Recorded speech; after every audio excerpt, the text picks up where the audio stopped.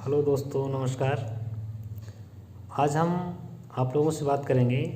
हम भारतीय न्याय प्रणाली के अंतर्गत 3 नए कानून बनाए गए हैं। तो सबसे पहले तो हम ये जान लेते हैं कि आपराधिक न्याय प्रणाली क्या होता है। तो आपराधिक न्याय प्रणाली के अंतर्गत तो ऐसे एजेंसी आते हैं जो कानून को लागू करते हैं और जो अपराध किए गए लोगों के आचरण में सुधार करने का प्रयास करते हैं, अपराध किए गए लोगों को न्याय देते हैं। यानी कहने का मतलब सिंपल बात है कि उसके अंतर्गत आपराधिक न्याय प्रणाली के अंतर्गत पुलिस, जेल प्रशासन और न्यायपालिका। पुलिस का काम है कानून को लागू करना, जेल प्रशासन का काम है अपराधियों के आचरण में सुधार लाने का प्रयास करना, और तीसरा जो न्यायपालिका है वो तो पता है कि न्याय देने का काम करती है। तो ये आपराधिक न्याय प्रणाली के प्रमुख 3 अंग हैं। तो इस चीज़ को भी ध्यान रखिएगा, ये एग्ज़ाम की दृष्टि से भी काफ़ी इम्पोर्टेंट चीज़ है। इसके अलावा ये तीनों जो नियम है, 3 जो नए कानून बने हैं वो कौन कौन से कानून हैं, तो इसको जान लेना काफ़ी ज़रूरी है। तो ये तीनों कानून में जो पहला कानून है जो है भारतीय न्याय संहिता 2023। ये भारतीय न्याय संहिता 2023 जो है भारतीय दंड संहिता 1860 की जगह पे लाया गया है, यानी आईपीसी 1860। ध्यान रखिएगा, 1857 की क्रांति के बाद यहाँ जो ब्रिटिश सरकार बढ़िया से रूल करने के लिए, यहाँ के लोगों को कंट्रोल करने के लिए और आईपीसी सेक्शन लाया गया था, वहाँ कुछ प्रावधान किए गए थे, तो उसको आईपीसी 1860 के नाम से जाना जाता है। वो अभी तक चलते आ रहे थे, है ना। तो उसी के जगह पे भारतीय न्याय संहिता 2023 को लागू किया गया है। तो पहला तो ये हो गया। दूसरा है आपराधिक प्रक्रिया संहिता 1898, उसके जगह पे जो है भारतीय नागरिक सुरक्षा संहिता 2023 लाया गया है। तो सबसे पहले तो ये सब चीज़ जो हम बता रहे हैं, ये तीनों कानून का नाम, किसके जगह पे कौन कानून लाया गया है, तो ये चीज़ ध्यान रखिएगा, है ना। तो दूसरा हम बताए कि जो आपराधिक प्रक्रिया संहिता था, यानी कि कोड ऑफ, हम कह सकते हैं कि प्रोसीजर उसका जो कोड ऑफ क्रिमिनल प्रोसीजर होता है, यानी सीआरपीसी का नाम सुने होंगे। तो सीआरपीसी 1898 की जगह पे, है ना, भारतीय नागरिक सुरक्षा संहिता 2023 लाया गया है। और तीसरा जो कानून है ना, भारतीय साक्ष्य अधिनियम 1872 की जगह पे भारतीय साक्ष्य अधिनियम 2023 लाया गया है। तो ये 3 महत्वपूर्ण कानून हैं और ये तीनों कानून के बारे में हम बारी बारी से जानेंगे, लेकिन आज के वीडियो में सिर्फ हम एक पे चर्चा करेंगे क्योंकि वीडियो काफ़ी लंबा हो जाएगा।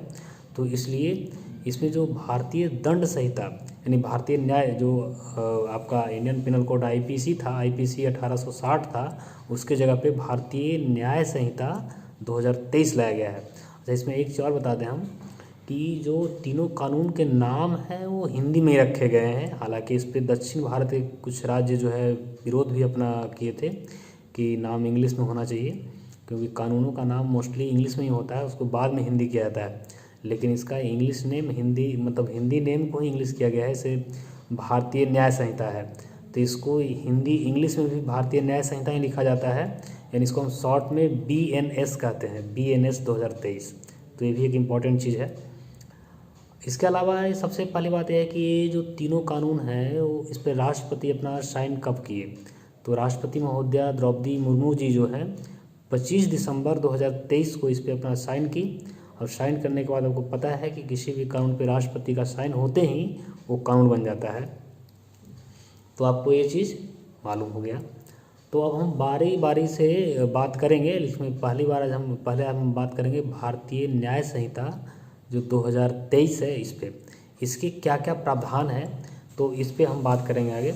तो सबसे पहले तो देखिए, ये कानून लाने की ज़रूरत क्यों पड़ी। तो आपको पता है कि इसे आईपीसी 1860, अब उस समय ब्रिटिश सरकार द्वारा बनाया गया कानून था, है कि नहीं, वो अभी तक चला आ रहा था। तो इसके 2 पहलू हैं, कानून बदले जाने के, नए कानून बनाने के। ऐसा नहीं कि पूरा कानून एकदम बदल दिया गया है, ऐसा नहीं है। उसके बहुत सारे प्रावधान अभी भी जीवित हैं, अभी भी जो नए कानून बने उसमें है। कुछ प्रावधान को हटाया गया है, कुछ को जोड़ा गया है, ये चीज़ ध्यान रखना है आपको। तो इसमें सबसे पहला उद्देश्य जो था कानून को बदलने का, बनाने का, तो एक तो था कि जो औपनिवेशिक शब्दावली है, इसको औपनिवेशिक मानसिकता कहा जाता है, तो उस शब्दावली को हटाया गया है इससे, है ना। और दूसरा है कि जो नए अभी जो युग है, अभी जो समय चल रहा है, तो आज के समय के हिसाब से जो कानून आज से 100 साल पहले बने थे, 75 साल पहले बने थे, 200 साल पहले बने थे, तो जाहिर सी बात है वो कानून अभी के लिए उतना रिलेवेंट नहीं हो सकता है। कई सारे कानून कुछ नए, जैसे अभी मान लीजिए साइबर अपराध आ गया, उस समय साइबर अपराध नहीं था, है कि नहीं। तो इसलिए कानून को जो है, इसमें दो कारण है इसको बनाने का, एक औपनिवेशिक शब्दों को हटाने का। तो पहला तो हम बात करें कि औपनिवेशिक शब्द क्या क्या जो हटाए गए हैं। जैसे हम उदाहरण के तौर पे देखें, जैसे ब्रिटिश सरकार कानून में लिखा हुआ था, ब्रिटिश सरकार, British calendar, queen, justice of peace, तो ये सब वर्ड जो थे वो औपनिवेशिक वर्ड थे, उसको हटाया गया है। दूसरा इसमें बहुत बड़े बदलाव किया गया है भारतीय दंड संहिता में, यानी कि भारतीय न्याय संहिता इसको हम कह सकते हैं अब। तो भारतीय न्याय संहिता यानी BNS में जो दूसरा बड़ा बदलाव किया गया है, वो जो राजद्रोह शब्द था, है कि नहीं। जैसे कोई भी बहुत सारे वैसे अपराध करने पे जो है, यानी राजद्रोह का मतलब होता है राजा के विरुद्ध विद्रोह करना। तो अब तो राजा नहीं ना है कोई, अब तो लोकतंत्र है कि नहीं। तो राजद्रोह की जगह पे देशद्रोह शब्द को ऐड किया गया है, और देशद्रोह को डिटेल से परिभाषित किया गया है कि देशद्रोह के अंतर्गत क्या क्या गतिविधियां आएगा।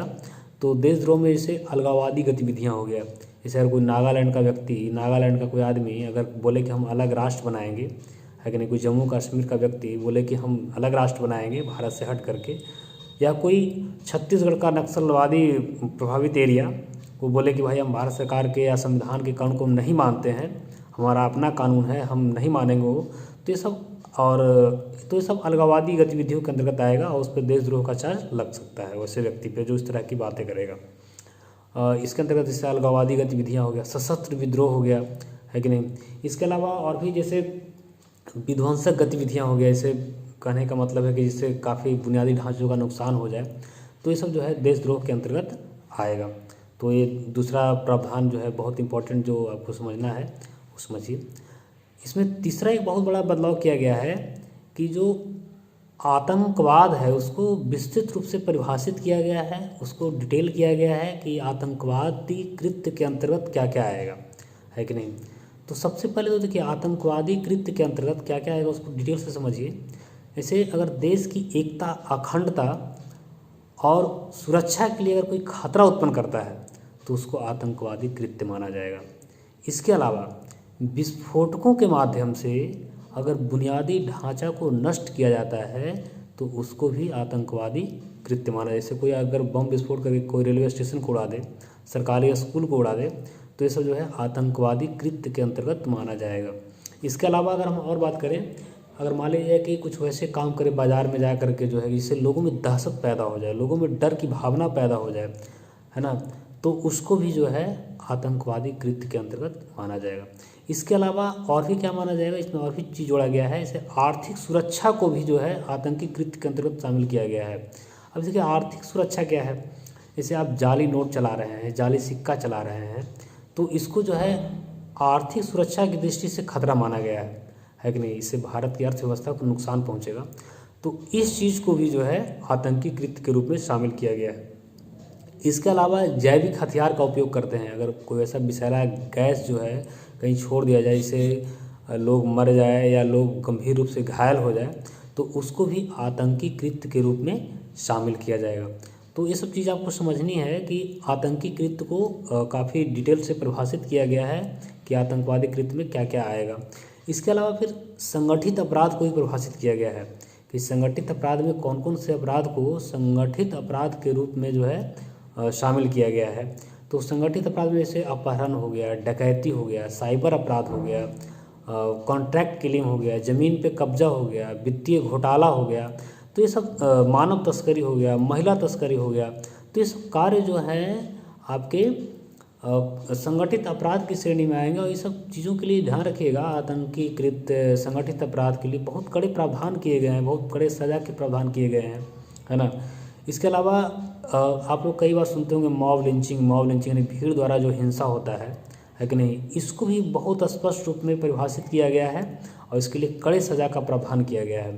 तो मॉब लिंचिंग में अगर मान लिया जाए कि किसी व्यक्ति के साथ जाति, धर्म, क्षेत्र, भाषा इत्यादि के आधार पर अगर उसके साथ हिंसा होता है, यानी हिंसा कहने का मतलब है कि अगर किसी इस आधार पे किसी व्यक्ति की हत्या की जाती है या उसे गंभीर रूप से घायल किया जाता है कि नहीं।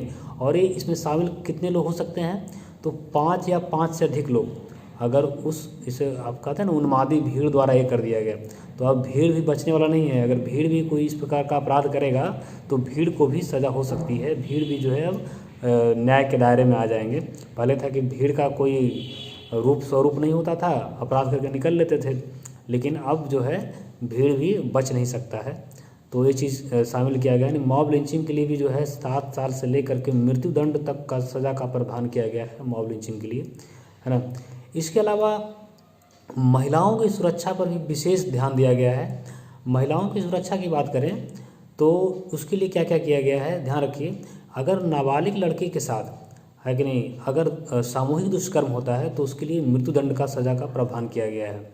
अगर बालिग लड़की है उसके साथ अगर सामूहिक दुष्कर्म होता है तो उसके लिए आजीवन कारावास की जो है दंड का प्रावधान किया गया है। इसके अलावा अगर महिलाओं को नौकरी के नाम पे या फिर कोई रोज़गार देने के नाम पे या शादी करने के नाम पे, यानी किसी प्रकार से भी झांसा दे करके उसके साथ अगर कोई दुष्कर्म करता है तो उसके लिए भी बहुत सख्त कानूनी प्रावधान किए गए हैं। उससे अपराधी को बचना बड़ा मुश्किल होगा। तो ये सब जो है भारतीय न्याय संहिता यानी BNS, ध्यान रखिएगा, BNS में प्रावधान किए गए हैं। और BNS किसके जगह पे लाया गया है, तो ये IPC की जगह पे लाया गया। यानी IPC इंडियन पिनल कोड जो था 1860, है कि नहीं, भारतीय दंड संहिता 1860 की जगह पे भारतीय न्याय संहिता 2023 लाया गया है और उसमें ये सब कड़े प्रावधान किए गए हैं। जो हम बताए कुछ प्रमुख प्रावधान थे, इसके अलावा और भी छोटे छोटे प्रावधान किए गए हैं और बाकी उसके बहुत सारे पार्ट को ज्यों का त्यों रखा भी गया है। ऐसा नहीं कि जो भारतीय दंड संहिता था उसको पूरा हटा दिया गया, ऐसा नहीं हुआ है। उसके बहुत सारे प्रावधान को जीवित रखा गया है, कुछ प्रावधान को हटाया गया है, कुछ को और जोड़ा गया है। तो उम्मीद है कि आपको ये चीज़ें बहुत बढ़िया से समझ में आ गया होगा। धन्यवाद।